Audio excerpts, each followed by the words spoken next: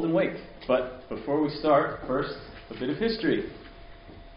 In the summer of 2007, I found myself on a Welsh mountaintop, accompanied by several members of the AGS community, including Dave Gilbert. That's our album cover photo from September of 2007.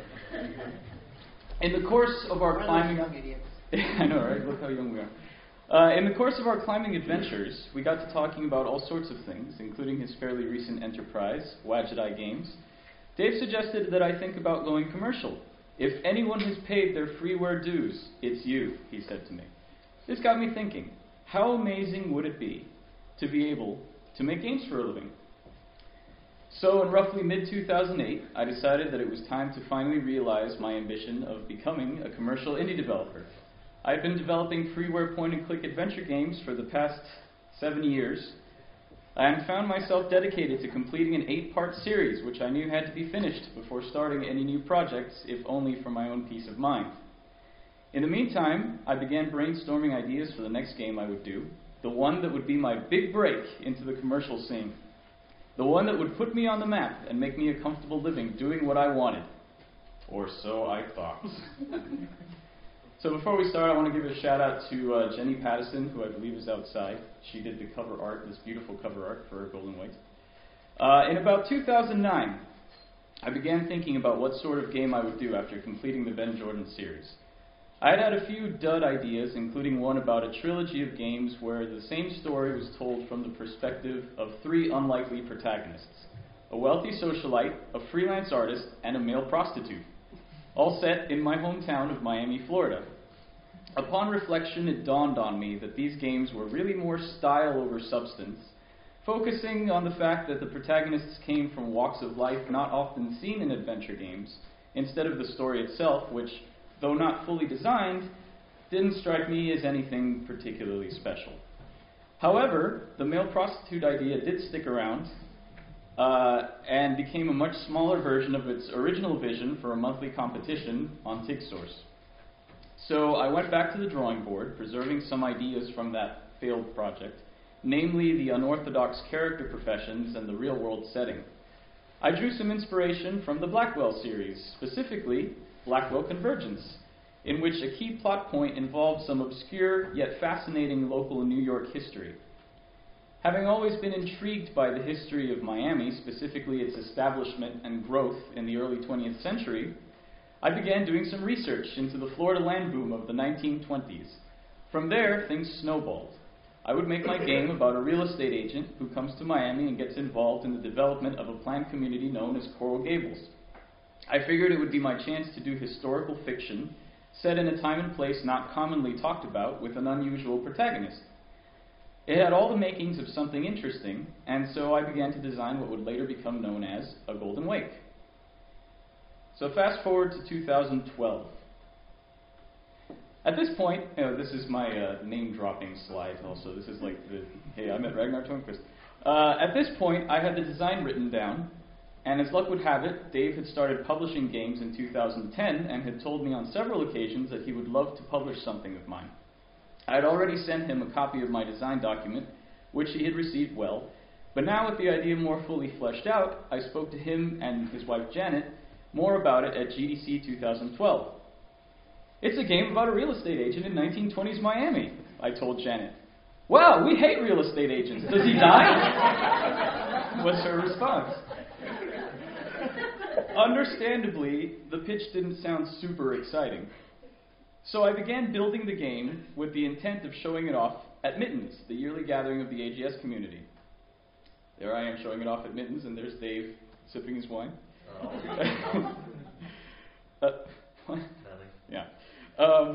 So I began building the game.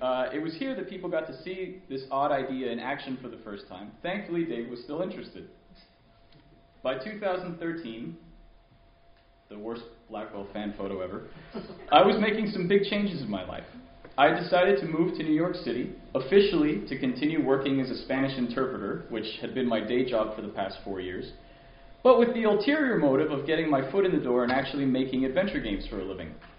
I moved up in August and for the first couple of months tried searching around for jobs, all the while dedicating a few hours each day to the game. I quickly realized that at this pace it would take forever to complete, so I took a complete leap of faith. I decided that I had enough money saved up to allow for a decent cushion to dedicate all my time to working on and completing a Golden Wake. So, for the next 10 months or so, I did exactly that. Thankfully, it wasn't the worst decision I've ever made. So now talking about the game, we'll start off by focusing on the good, or what worked. So where a Golden Wake succeeds the most is in establishing a sense of time and place. I spent a lot of time researching the era, from the clothing to the architecture to the music to the slang, and I really wanted to get it right. I took heavy inspiration from LA Noire, which for all of its flaws, did an excellent job of making you feel like you were in 1947 Los Angeles. I wanted anyone who played the game to feel like they really were in 1920s Miami, so my goal was to make the game feel as authentic as possible. One of the biggest tricks was getting the manner of speech right in the dialogue. This website was my friend for a very long time. Obviously, people spoke differently back then, but cramming some slang word or phrase in every single sentence would have made it feel artificial and forced.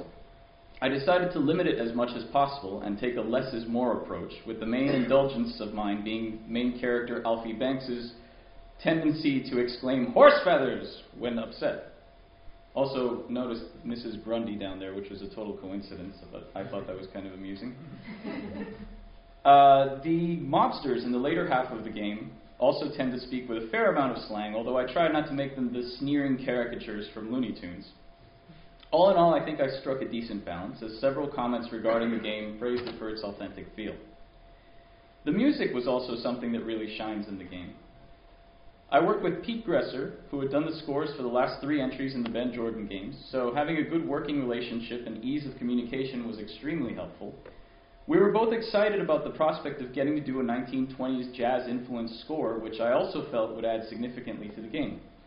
In the initial phases, we spoke about having a live clarinetist on the score, but in the end we decided against it, both for time and budget reasons, opting instead to use a fully digital score, although with a sound library specifically designed for jazz and era-appropriate instruments. This attention to detail really brought the score together and boosted the game's atmosphere. And I will play a little medley that I put together of some of my favorite tracks from the game so you get an idea of what we're dealing with. Just pretend that people are dancing.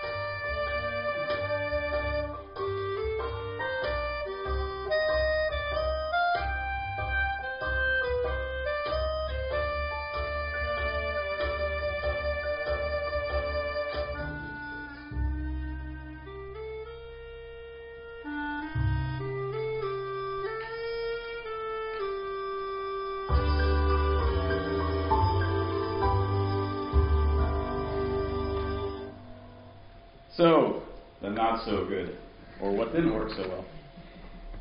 In constructing the story for A Golden Wake, I wanted to be as historically accurate as possible. The result was a narrative that wove actual events into the story of Alfie Banks and his rise and fall in the real estate world. However, one issue with the game's story was that I stuck a bit too close to historical events, at times putting them ahead of Alfie. For example, the story begins in 1921, but the major events such as the incorporation of the city and the first big hurricane, which play a big role in the narrative, didn't occur until 1925 and 1926, respectively. So as a result, there's a large jump in the narrative of 4 years right in the middle of the game's second chapter, which I think many players felt was jarring. Also, Alfie himself wasn't as well developed as he could have been. For the most part, we know who he is and what his motivations are, but we only ever see him on the job, doing things for other people, with no real glimpse into his inner workings or personal life. A good example of how this doesn't really work is the mid-game twist, where Alfie decides to join the mob because he's angry about not being picked to be Coral Gables' first mayor. Aside from his drive to succeed and desire to make it to the top of his field, there's really no indication given that he really had any designs on becoming the mayor in the first place. In reality, this was put in because he needed some reason to defect and join the mob, but in the end it came across as a bit out of left field. There are multiple ways this could have been solved, from expanding upon the relationship between him and his brother to adding a rival in the real estate office for him to go up against, but ultimately I made the history of Coral Gables priority number 1, which resulted in Alfie's story being somewhat lacking. Interestingly enough, this was one of the more polarizing aspects of the game. Some players loved the story in Alfie, while others found both to be bland and boring. The game's difficulty was another point which wasn't as balanced as it could have been. In trying to stay grounded in reality, I made the puzzles as logical as I could, which resulted in most of them being extremely easy. On the other hand, I wanted to try something outside of the box with the idea of the persuasion puzzles and seller's intuition.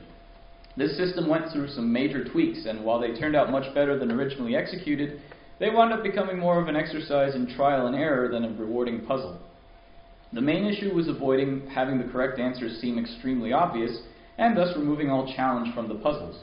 But in the end, the challenge of figuring out the best answer became somewhat muddled.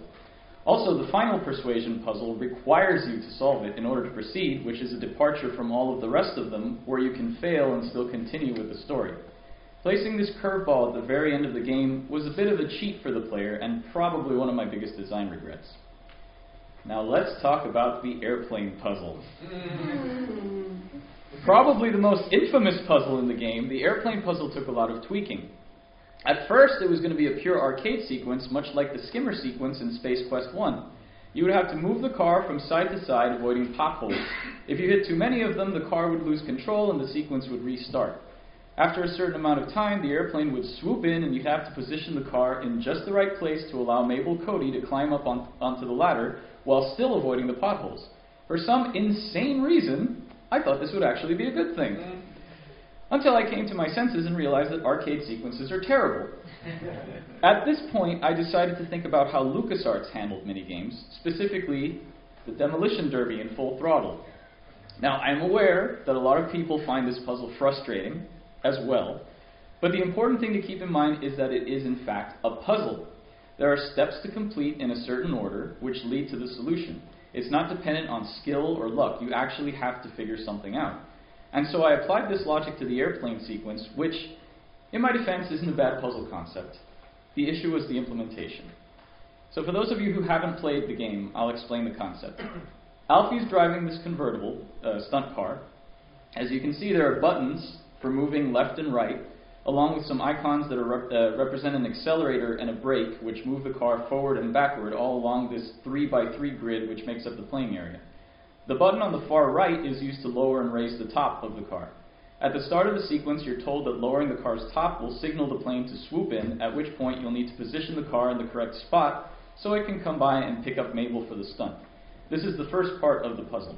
If you try lowering the top while in the middle or front set of squares, like where the car is now, in the screenshot, you're told that you're going too fast and that the wind shear will cause the top to fly off. This indicates to the player that they have to slow down. In fact, the only squares where you're able to lower and raise the top are the back three.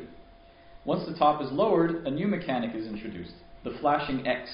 The airplane will only appear in one of the three center squares, but its location is indicated by a flashing X in either the middle, right, or left.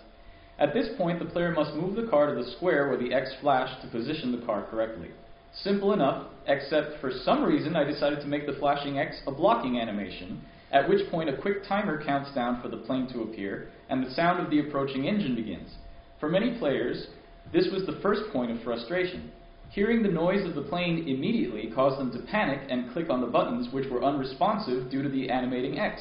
When they finally got control back, it wasn't enough time to successfully position the car, and so the plane would likely pass by while they were in the wrong spot, starting the flyby sequence once again.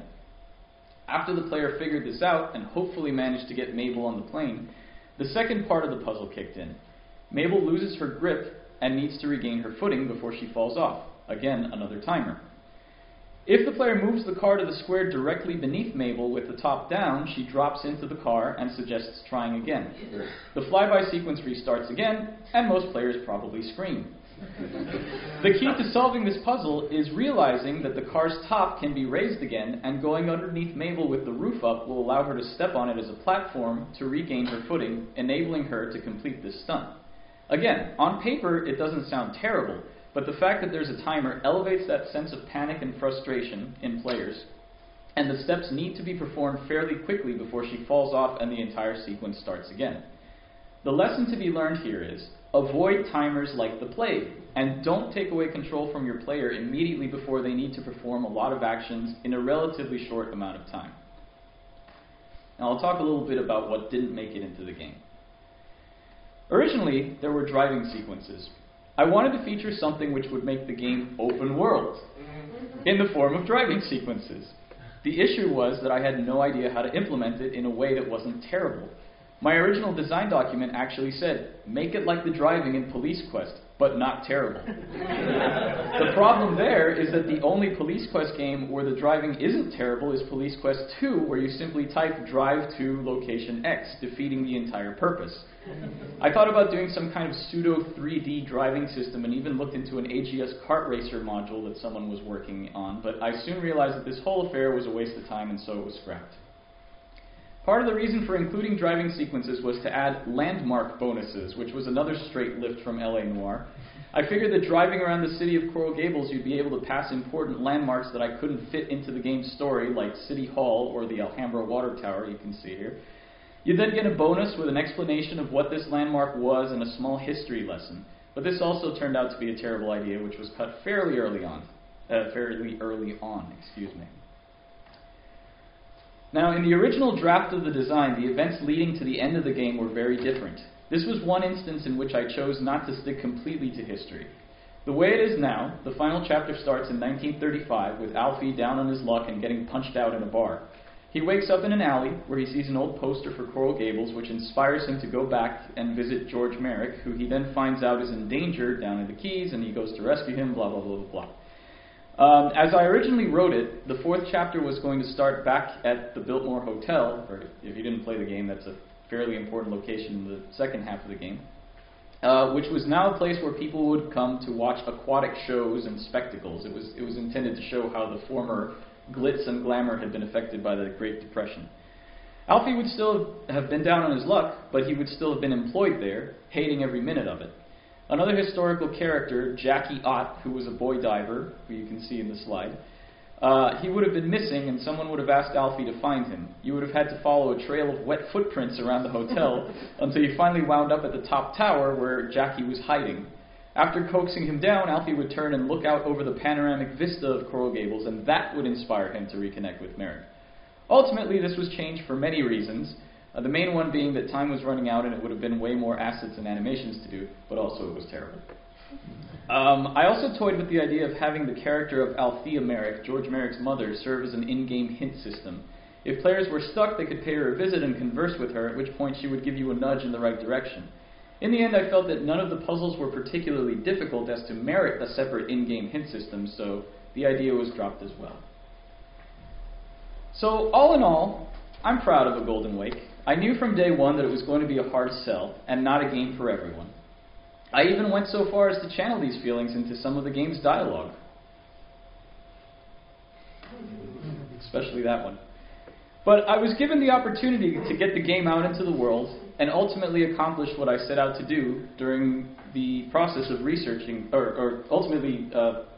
do what I set out to do. During the process of researching the game, I remember feeling genuinely excited about the idea of telling this story and virtually roaming the streets of 1920s Miami. To see it all finally come together was an absolute treat.